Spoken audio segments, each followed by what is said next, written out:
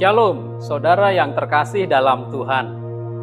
Beberapa waktu terakhir ini, saya banyak mendengar cerita yang hampir sama. Ada orang yang berkata, "Pak Pendeta, saya sudah kerja keras, tapi hidup rasanya tetap berat." Lalu ada orang lain yang berkata, "Pak Pendeta, saya capek.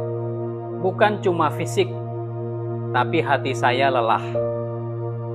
Dan juga ada yang jujur berkata kepada saya, "Pak Pendeta, saya masih berdoa, tapi saya tidak yakin doa itu apakah benar-benar mengubah sesuatu." Saudara, kita hidup di zaman yang sangat cepat sekali. Semua harus instan, semua harus kelihatan hasilnya. Dan tanpa sadar, kita sebagai orang percaya mulai meyakini bahwa yang mengubah hidup itu adalah uang. Yang menentukan masa depan itu adalah koneksi. Yang mengubah keadaan itu kekuatan dan strategi. Lalu doa pelan-pelan turun posisi. Masih dilakukan, tetapi tidak lagi diyakini. Hari ini, saya mau bertanya dengan jujur. Apakah kita masih percaya bahwa doa bisa mengubah hidup, bahkan mengubah dunia? Karena kalau kita jujur, banyak dari kita yang mungkin mulai ragu. Tetapi firman Tuhan hari ini akan membawa kita kembali. Dalam surat Yakobus 5 ayat 13-18, kita melihat sebuah gereja tidak punya kuasa, hidup dalam tekanan, mengalami penderitaan, sakit, dan ketidakadilan. Tetapi mereka tidak hancur. Kenapa? Karena mereka adalah gereja yang berdoa. Dan dari teks ini kita akan belajar bahwa doa bukan sekedar aktivitas rohani. Doa adalah kekuatan yang dapat menggerakkan dunia. Hari ini kita mau belajar 3 poin penting. Yang pertama, doa mengarahkan seluruh hidup kepada Tuhan. Poin pentingnya di ayat 13. Firman Tuhan berkata, "Kalau ada seseorang di antara kamu yang menderita, baiklah ia berdoa. Kalau ada yang bergembira, baiklah ia menyanyi." Sahabat, ini sederhana, tapi dalam sekali. Yakobus tidak membagi hidup menjadi yang rohani dan tidak rohani, yang penting dan tidak penting.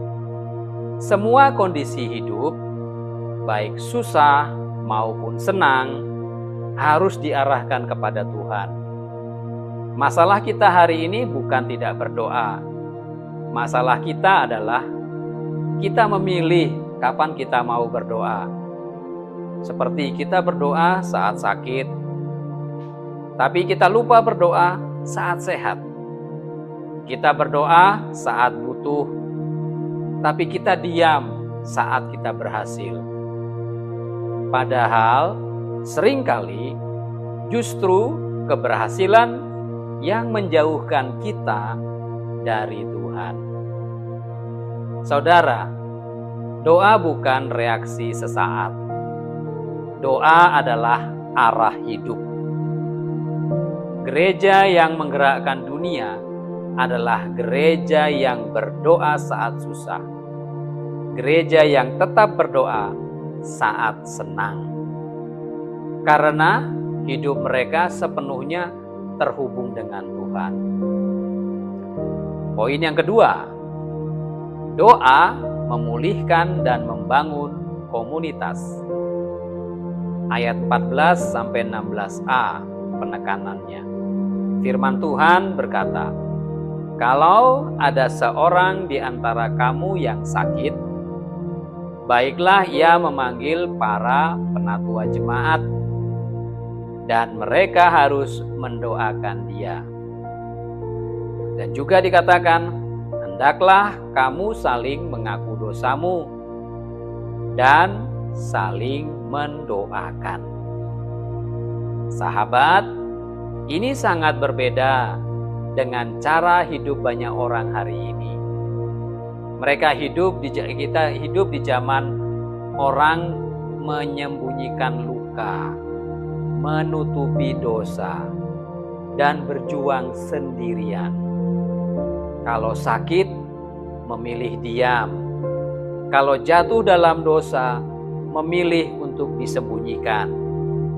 Tapi gereja mula-mula tidaklah seperti itu.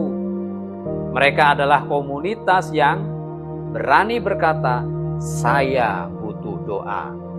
Mereka berani berkata, "Saya jatuh dalam dosa."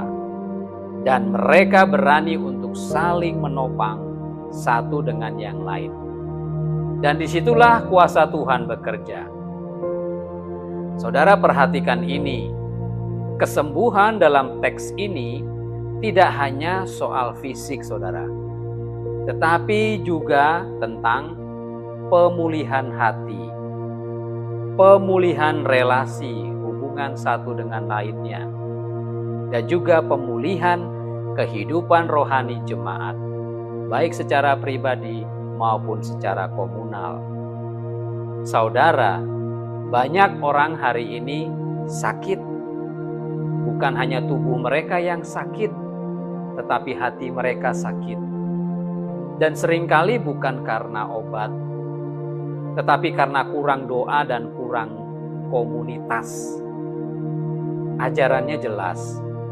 Doa yang sejati tidak hanya menghubungkan kita dengan Tuhan, tetapi juga memulihkan kita satu dengan yang lain. Gereja yang menggerakkan dunia bukan gereja yang besar saja, tetapi gereja yang saling mendoakan. Poin yang ketiga, doa orang benar mengubah realitas dan sejarah.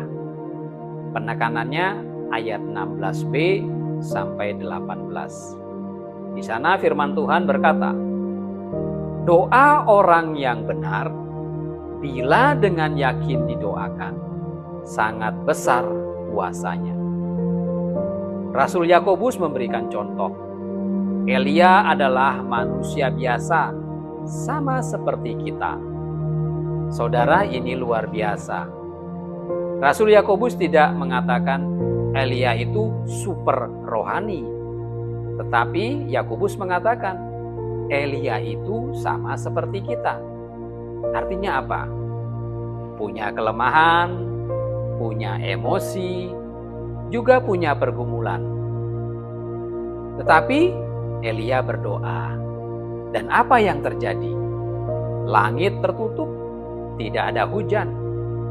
Dan dia berdoa kembali, hujan pun turun. Itu bukan sekedar cerita motivasi, saudara. Itu sejarah iman. Artinya, doa tidak hanya mempengaruhi hati. Doa mempengaruhi realitas kenyataan. Sekarang, dengar ini baik-baik. Gereja mungkin tidak menguasai politik. Gereja mungkin tidak menguasai ekonomi. Gereja mungkin tidak menguasai media massa. Tetapi jika gereja menguasai doa, gereja sedang memegang sesuatu yang bisa mengubah dunia. Saudara, masalahnya bukan pada kuasa doa. Masalahnya adalah apakah kita sungguh-sungguh berdoa atau hanya berbicara tentang doa. Saudara-saudara yang dikasihi Tuhan, hari ini kita belajar bahwa doa mengarahkan hidup kita kepada Tuhan. Doa membangun dan memulihkan komunitas kita. Dan juga doa memiliki kuasa untuk mengubah realitas, bahkan sejarah. Jadi, jelas sekarang, doa bukan pelengkap hidup rohani, tetapi doa adalah pusatnya. Tuhan Yesus sendiri menunjukkan itu kepada kita. Ia tidak mengandalkan kekuatan dunia. Ia hidup di dalam ketergantungan penuh kepada Bapa di sorga. Dan melalui salibnya, Tuhan Yesus menunjukkan kasih dan ketaatan kepada Bapa lebih kuat daripada kekuasaan dunia. Inilah iman kita, bahwa kita percaya bukan pada kekerasan, tetapi pada doa. Bukan pada paksaan, tetapi pada perubahan hati. Bukan pada kekuatan manusia, tetapi pada kuasa Tuhan. Saudara, hari ini Tuhan tidak mencari gereja yang sibuk dengan programnya. Tuhan mencari gereja yang tetap berdoa, setia berdoa. Saya ingin menutupnya dengan kalimat ini. Doa bukan persiapan untuk pekerjaan besar. Doa adalah pekerjaan terbesar. Artinya, di dalam doa, Tuhan sedang bekerja. Bahkan ketika kita belum melihat hasilnya. Pertanyaannya sekarang, apakah kita mau menjadi gereja yang berdoa? Karena ketika gereja kembali berdoa, dunia tidak akan pernah sama lagi. Tuhan Yesus memberkati. Amin.